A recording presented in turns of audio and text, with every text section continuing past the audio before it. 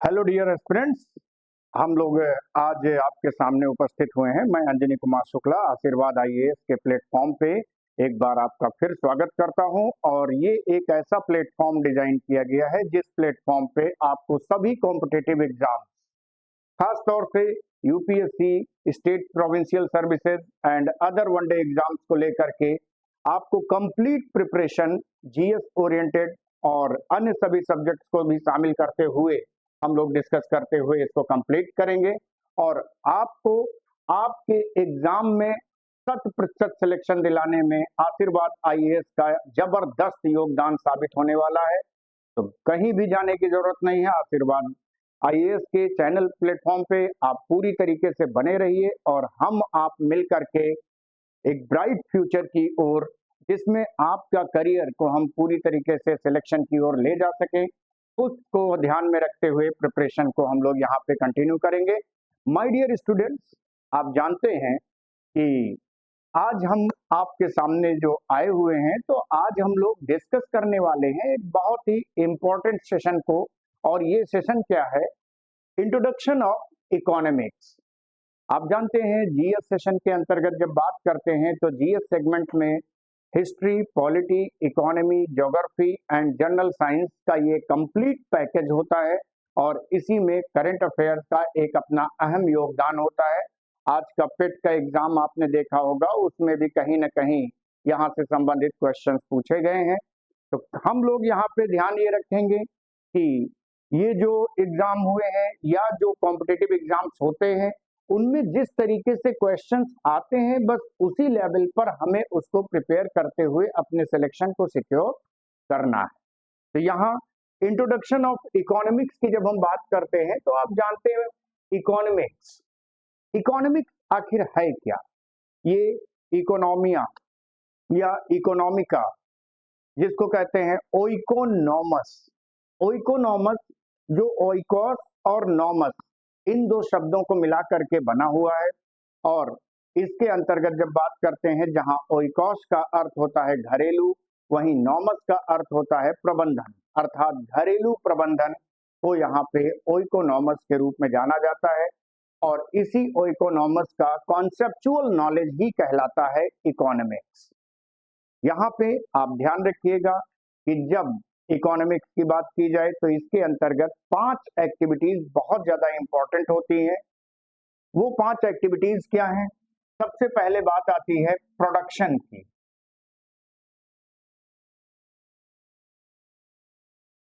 Production production आप जानते हैं, प्रोडक्शन का मतलब होता है उत्पादन। उत्पादन बहुत इंपॉर्टेंट पार्ट होता है इकोनॉमी का। और प्रोडक्शन के बाद जब हम बात करें तो यहाँ पे बात आती है कंजम्पशन।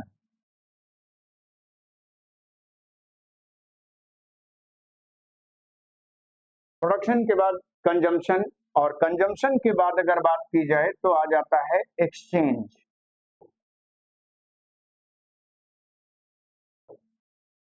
देन डिस्ट्रीब्यूशन,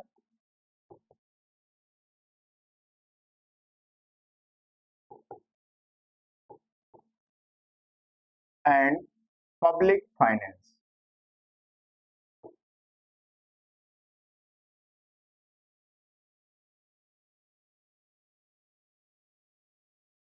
ये 5 ऐसी एक्टिविटीज हैं जिन एक्टिविटीज का कॉन्सेप्चुअल नॉलेज ही कहलाता है इकोनॉमिक्स। मीन्स डियर स्टूडेंट्स, यहाँ पे ये ध्यान रखिएगा, जब भी आपसे पूछा जाए व्हाट इज इकोनॉमिक्स, तो आपको बताना यह है कि economics is a conceptual knowledge of economic activities of a particular country. Level पे जब बात करेंगे then also known as economy, and world level पे जब हम बात करेंगे तो वो कहलाएगा इकोनॉमिक्स। यानी economy is a part of economics. तो यहाँ पे इसके अंतर्गत देखा जाए तो यहाँ पे क्या क्या शामिल होता है? प्रोडक्शन। प्रोडक्शन मीन्स होता है उत्पादन। अब जब कोई एंटरप्रेन्योर प्रोडक्शन करने की बात सोचेगा तो वो उसमें किस बात को फोकस करेगा? वो सबसे ज्यादा फोकस करेगा कि प्रोडक्शन किस चीज का किया जाए। मीन्स मार्केट में भैया डिमांड किसकी है, जिसकी डिमांड होगी उसी चीज का अगर प्रोडक्शन किया जाएगा तो आप बताइए कंजम्पशन में क्या किसी तरीके की कोई प्रॉब्लम आने वाली है? बिल्कुल नहीं, क्योंकि जब डिमांड प्रॉपर तरीके से मेंटेन होगी और डिमांड को ध्यान में रखते हुए कंजम्पशन बढ़ता रहेगा। तो यहाँ प्रोडक्शन करते वक्त एंटरप्रेन्योर को सबसे ज्यादा जिस बात को लेकर के ध्यान रखना होगा वो बात कौन सी है? वो है यहाँ पे डिमांड, कि हमें पूरी तरीके से ऐसी वस्तु का उत्पादन करना है जिसकी मार्केट में क्या हो? डिमांड हो। डिमांड होगी तो प्रोडक्शन जब किया जाएगा, ऑब्वियस सी बात है उसके अकॉर्डिंग कंजम्पशन क्या होगा? बढ़ेगा। कंजम्पशन बढ़ेगा तो एम्प्लॉयमेंट बढ़ेगा, एम्प्लॉयमेंट बढ़ने से लोगों की इनकम बढ़ेगी, इनकम बढ़ने से इन्वेस्टमेंट बढ़ेगा, इन्वेस्टमेंट बढ़ने से यहाँ पे क्या होगा? लोगों का जबरदस्त तरीके से स्टैंडर्ड ऑफ लिविंग इंप्रूव होगा और गवर्नमेंट का टैक्स कलेक्शन बढ़ेगा और जिसके कारण कंट्री में ओवरऑल डेवलपमेंट बढ़ेगा। आप जानते हैं कि किसी भी कंट्री के डेवलपमेंट का बेस्ट इंडिकेटर होता है उस कंट्री में निवास करने वाले लोगों की पर कैपिटा इनकम का बढ़ना। अगर प्रति व्यक्ति आय बढ़ रही है तो इसका मतलब वो कंट्री इकोनॉमिक ग्रोथ की ओर तेजी से आगे बढ़ रहा है। अब यहाँ पे प्रोडक्शन करते वक्त एंटरप्रेन्योर के सामने 3 चैलेंजेस, बहुत बड़े चैलेंजेस आते हैं। वो चैलेंजेस क्या होते हैं? पहला होता है what to produce. It is a 3 central problem of economics. What to produce. Second आ जाता है हाउ टू प्रोड्यूस।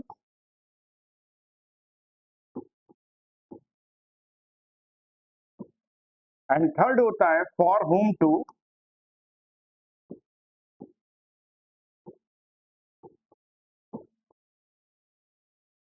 प्रोड्यूस।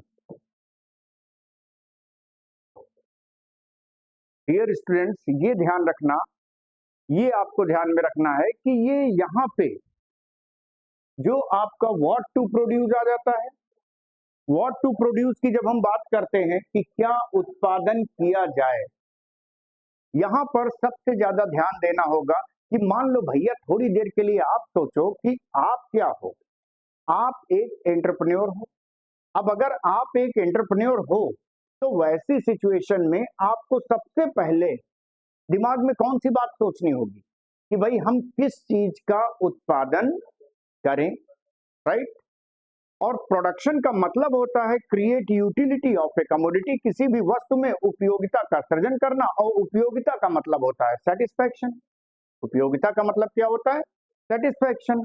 और यहाँ पे प्रोडक्शन का मतलब क्या होता है? Create utility of A commodity, किसी भी वस्तु में उपयोगिता का सृजन करना। ये सबसे ज्यादा इंपॉर्टेंट पार्ट माना जाता है। तो व्हाट टू प्रोड्यूस, इसमें हमें ध्यान रखना है कि मार्केट में किस पर्टिकुलर गुड्स की डिमांड है या सर्विसेज की डिमांड है, हमें उसी डिमांड के अकॉर्डिंग प्रोडक्शन करना है। यानी कि अगर हम उत्पादन को बाजार की मांग पर आधारित करके अगर हम बढ़ावा देते हैं तो वैसे सिचुएशन में पहली समस्या का समाधान हो जाएगा। दूसरा आता है how to produce. How to produce में हमें इस बात पर फोकस करना होगा कि यहां हमें ये देखना पड़ेगा कि कहीं ना कहीं जिस चीज का हम उत्पादन करने जा रहे हैं, कहीं ऐसा तो नहीं कि उसमें हमने लेबर ज्यादा लगा रखा है जिससे हमारी कॉस्टिंग बढ़ जाए। कहीं ऐसा तो नहीं कि उसमें हमने टेक्नोलॉजी का यूज हमने करना था ज्यादा, किया हमने कम। तो यहाँ पे ध्यान रखना है balance between labour and technology. Balance between labour and technology, और इन दोनों में जब हम बैलेंस स्थापित करेंगे तो नो डाउट हम तेजी के साथ यहाँ पे क्या करेंगे? आगे बढ़ेंगे और अच्छे तरीके से अपने बिजनेस को इंप्रूव करेंगे।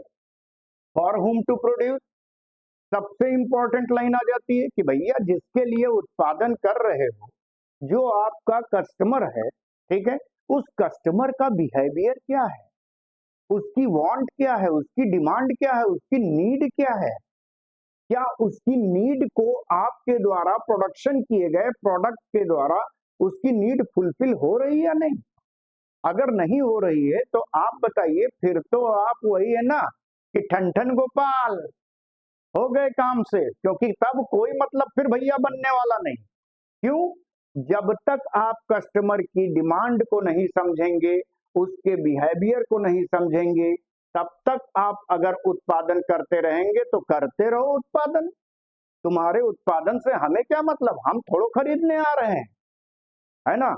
अभी लेटेस्ट एग्जांपल आपने देखा, अमेरिका, लगाते रहो टैरिफ पे टैरिफ, जितना टैरिफ लगाना उतना लगा डालो, है ना। हम तो भैया इंडिया हैं, बदल चुके हैं, अब टैरिफ लगाने से काम नहीं चलने वाला। डोनाल्ड ट्रम्प, अब तुम अपने हिसाब से समझो, हमको जो समझना है वो हम समझ गए, है ना। हम अपने पड़ोसी को साथ साथ में लेंगे और दूसरा अपने मित्र को साथ में लेंगे, और तुम हमारी मित्रता को खोने के भी पूरी तरीके से तैयार हो चुके हो, और आज बड़ा कष्ट हो रहा है। जब अपनी इकोनॉमी में दिक्कत आने लगी तो आज बहुत कष्ट होने लगा है। क्यों? क्योंकि इसीलिए फॉर हुम टू प्रोड्यूस, हम किसके लिए उत्पादन कर रहे हैं, हमें अपने कंज्यूमर के बारे में जानना सबसे ज्यादा जरूरी होगा। जितने अच्छे तरीके से हम अपने कंज्यूमर के बिहेवियर को जानेंगे, उतना बेटर तरीके से हम यहाँ पर मार्केट की समस्याओं को सॉल्व करने में सक्षम होंगे। तो being a entrepreneur, three central problem of economics faced by entrepreneur. The first problem is what to produce, solution according to market demand, production enhance. Second problem is how to produce, solution balance between labor and technology. Third, for whom to produce, solution know your customer, right? और जब entrepreneur इन चीजों को जान लेगा और उसके आधार पर उत्पादन करेगा, तो आप बताइए कंजम्पशन वहां पर क्या होगा, बढ़ेगा कि नहीं बढ़ेगा। अभी आपने देखा लेटेस्ट एग्जांपल, ये अभी प्राइम मिनिस्टर नरेंद्र मोदी जी के द्वारा क्या किया गया, GST, next generation GST reform, जो कि 22 सितंबर 2025 फर्स्ट डे ऑफ नवरात्रि से शुरुआत होगी।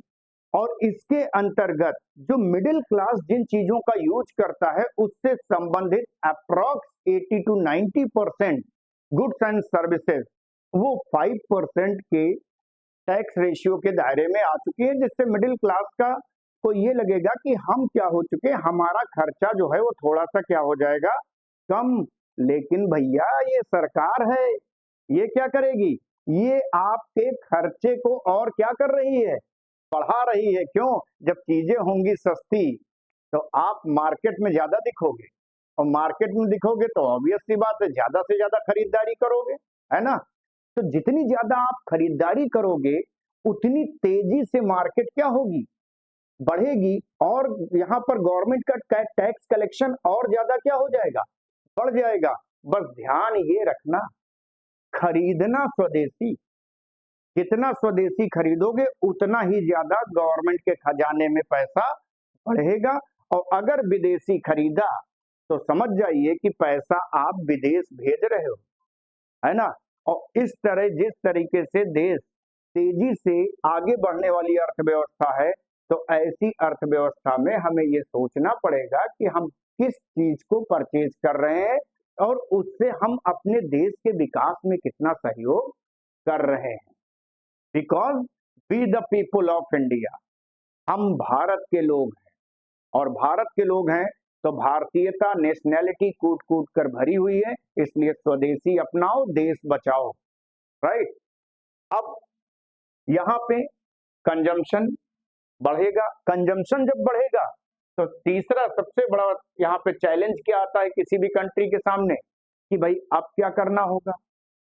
अब हमको इस बात पे फोकस करना होगा कि एक्सचेंज सिस्टम हमारा क्या होना चाहिए, ये बहुत अच्छा होना चाहिए।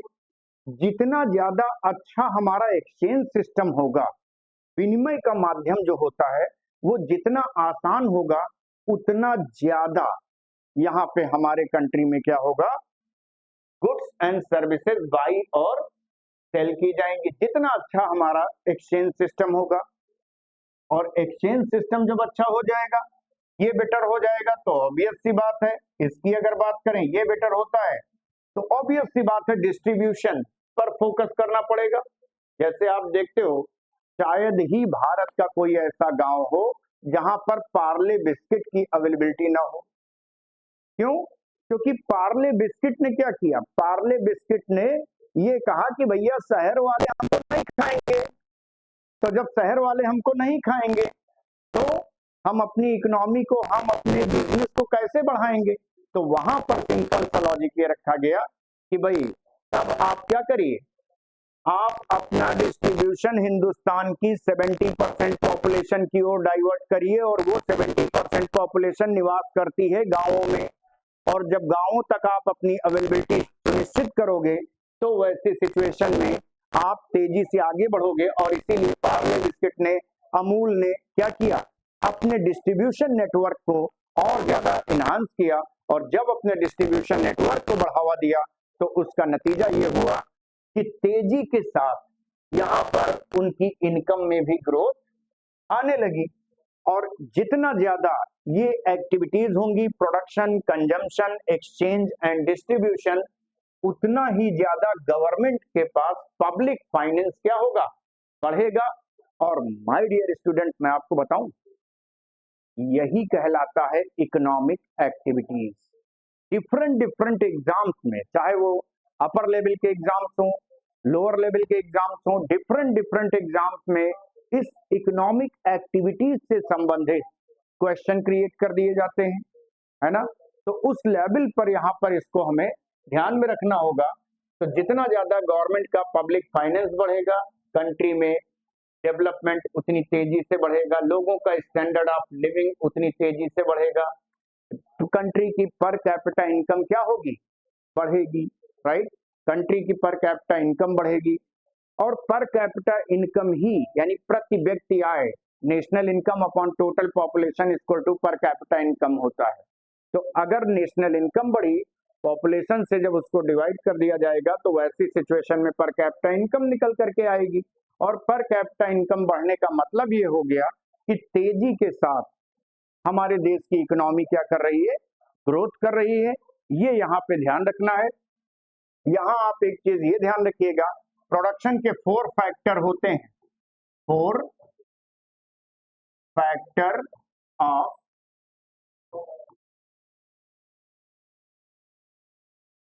Production, 4 factor of production. इसमें आता है आपका नंबर 1 लैंड यानी भूमि, नंबर 2 लेबर, नंबर 3 यहाँ पे कैपिटल, भूमि, श्रम, पूंजी, और चौथा कौन सा है, नंबर 4 एंटरप्रेन्योर।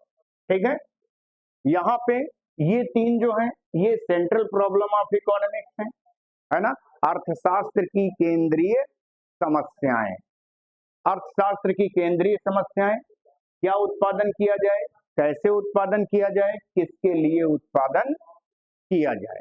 ठीक है, तो अब यहां ध्यान रखिएगा, इसी को कहा जाता है इकोनॉमिक एक्टिविटीज। इसी की बात अगर करें तो इसी को क्या कहते हैं, इकोनॉमिक एक्टिविटीज के नाम से इसको जाना जाता है, इकोनॉमिक एक्टिविटीज। क्लियर। तो ये जो इकोनॉमिक एक्टिविटी है, आर्थिक गतिविधियां, एग्जाम में कई बार स्टूडेंट्स पूछी गई हैं कि आर्थिक गतिविधियों में कौन कौन सी गतिविधियां शामिल होती हैं। आपको इन 5 को ध्यान में रखना है, production, consumption, exchange, distribution and public finance. Second, 4 factor of production. जब आपसे पूछा जाए 4 फैक्टर ऑफ प्रोडक्शन, उत्पादन के 4 कारक कौन से हैं, तो आपको बताना है land, labour, capital and 4 entrepreneur. अगर आपसे पूछा जाए सेंट्रल प्रॉब्लम ऑफ इकोनॉमिक्स,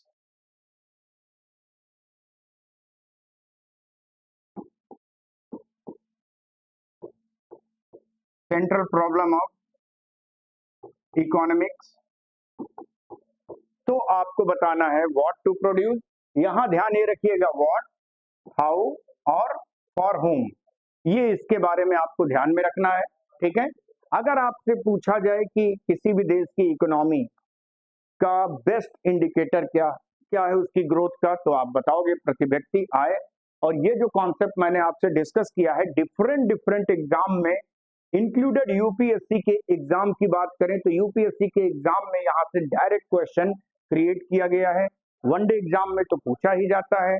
तो आप ये ध्यान रखिए, इसी तरीके से इस तरीके के कॉन्सेप्ट को हम छोटे छोटे पार्ट में करके इकोनॉमिक्स आपके लिए, मैं आज इस चैनल पे ये वादा कर रहा हूं कि इकोनॉमिक्स आपके लिए पूरी तरीके से आसान हो जाएगी। कहीं कोई भी चीज आपको ऐसी नहीं लगेगी जो बहुत ज्यादा आपको लग रही हो कि नहीं भैया ये हमसे नहीं होगा, होगा, तेरे से होगा और सब कुछ होगा। ये आप ध्यान रखिएगा और आप ये जान लीजिए कि इस तरीके से आपको चीजें समझ में आने लगेंगी कि आपका सिलेक्शन हर हाल में सिक्योर।